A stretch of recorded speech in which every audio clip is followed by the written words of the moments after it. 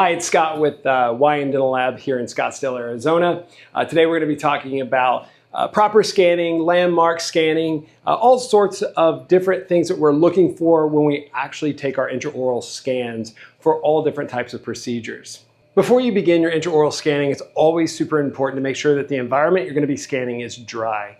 I generally prefer to use 2x2s to get started. Just dry the teeth themselves. Also try and get into the soft tissue space. Especially if we're doing a lower scan, we want to make sure that we're getting under the tongue and in and around the vestibule. So as we begin, I always like to make sure that the patient has their tongue up and back. That just allows for us to scan, especially as we work into the lingual space during the scan, to prevent any overlap or excess information or data that we otherwise wouldn't need or could actually skew the scan itself. So now we're going to get started. Scanners are really beneficial in the sense that they capture really quick impressions and we're not having to deal with oopy-goopy PVS.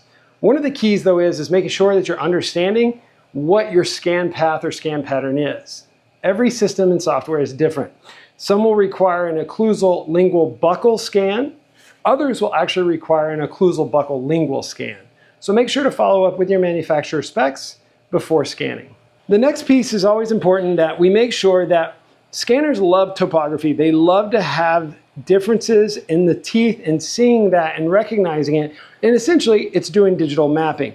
Always make sure that you're starting on the occlusal portion here and that we start especially in the posterior where we have the molars. So as we begin, we're going to work our way around. I always like to keep a finger here just to push out the lip, especially if we're working on a lower, making sure that we're capturing the proper and necessary information, but also not capturing the lip in the process. For our purposes today, we're using an iTero scanner. iTero actually requires an occlusal lingual buccal scan. If we're working in a removable space, especially if we're sending something over for a denture or for a partial potentially, we want to make sure that we're getting enough of the lingual itself, again, making sure that that patient's tongue is up and back, and also too, making sure that we're capturing as far back as possible, especially getting into the retromolar pad space on a lower.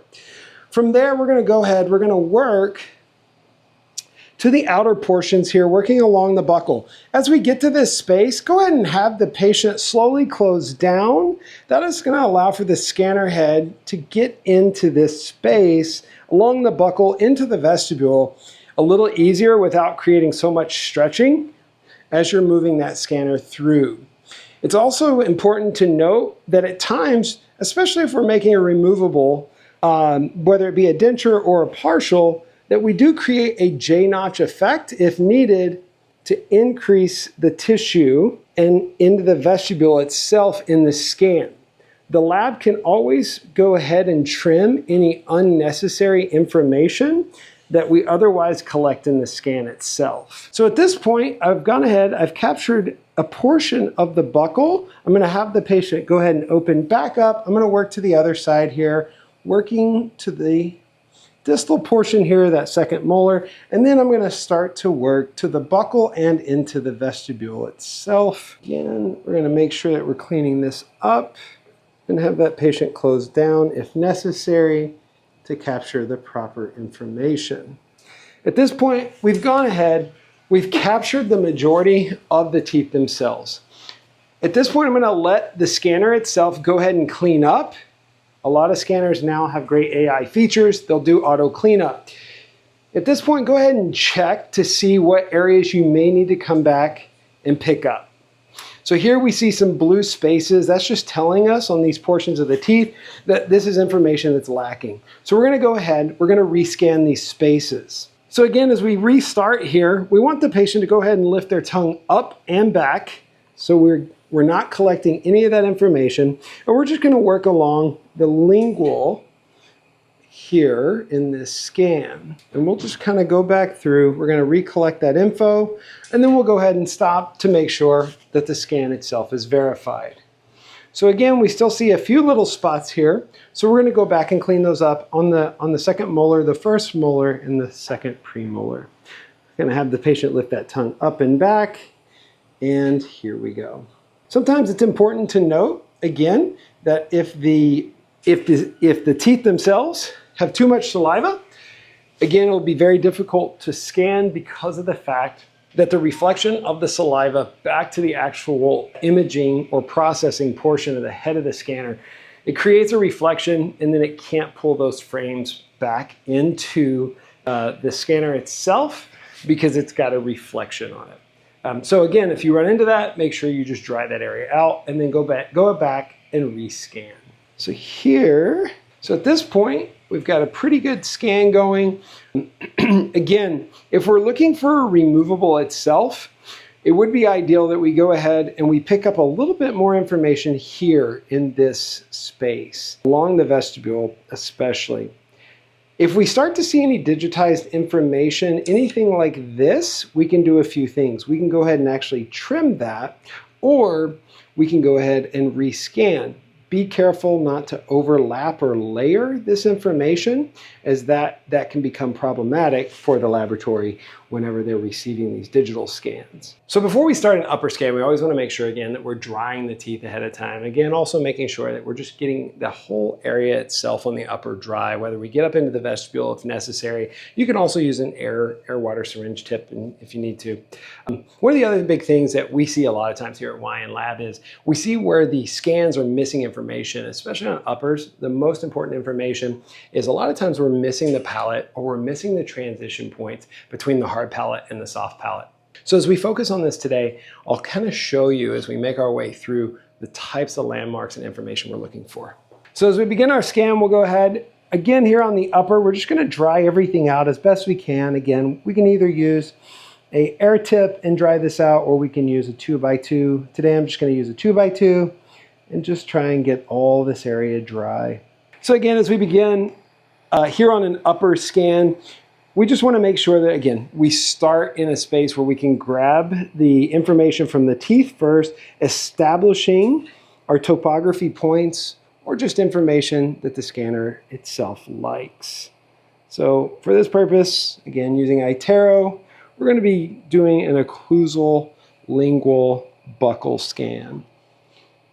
So again, if we're doing this for any sorts of removables, we do want to make sure that we are capturing the proper information, and some of that proper information is going to be that we're making sure that we're getting all the way back into the tuberosity and hamular notch space, and then making sure that we're capturing that information of the palate itself. It's one of the biggest things that we have to call offices back for is for removable scans that don't have the palate itself. Okay, this is where we want to transition across. We just want to try and close in this information from the hard palate to the soft palate, and then also working back.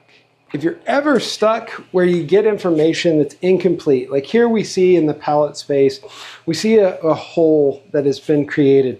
This is something that's a piece of information it is important to make sure that you're getting. So again, at that time, just go ahead, dry off the scanner head if necessary, if maybe there's too much moisture, and then come back for this area. One of the things I get a lot of questions on is, hey, sometimes the scanner doesn't want to go back to this area and pick it right up. The reason for it is because this area is generally pretty flat. There's not a lot of definition. You always want to make sure that you're starting back on a tooth and then work back into the area that you need that information. So see, we'll see that the scan pops up immediately once we're back in the tooth, and then we'll just follow that across. And again, if we get lost here with the information in the scanner, we just come back and then we'll just find an area here, and then we're going to work back. And then there we go. Now we've got that information. From here, we're just going to loop back around. Again, I'm going to have the patient slowly open and then close down. That's going to allow me to then get this information to work along the buccal itself. Depending upon the scanner and the head size, do try and create a little bit of a rocking motion back and forth. That's going to help the scanner pick up both the buccal aspect and the incisal aspect of the teeth as you make your way around. One of the more difficult things to try and capture is right up under the nose when scanning. Again, those areas are usually pretty tight due to the frenum. A lot of times if the patient will close down in those areas, you can kind of get a little bit more information in that area as the scanner can slide up underneath like that. And then you just make your way around. Go ahead and slightly open. Perfect. And then we're just going to work back to this last tooth. And slowly open and now close down. Perfect. And that's going to allow us to capture that information. And then we can just come back and capture the vestibule itself. Perfect. Okay, so when we're going to capture the bite, we just want to make sure that the patient opens, and then we're going to slowly insert the scanner head. Please go ahead and bite. Perfect. Now that we have the patient in the bite position, we just want to make sure that the scanner head is in the premolar to molar space. As majority of scanners, that's where they're going to want to pick up that information from to capture the bite. Once we see that we have enough information, our scan will flip over and it'll change to a new color, letting us know that we captured it. Then we're going to go ahead and work to the opposing side. Same thing, we'll have the patient open, slowly close down, making sure that that bite is replicated exactly how you had it from the other side.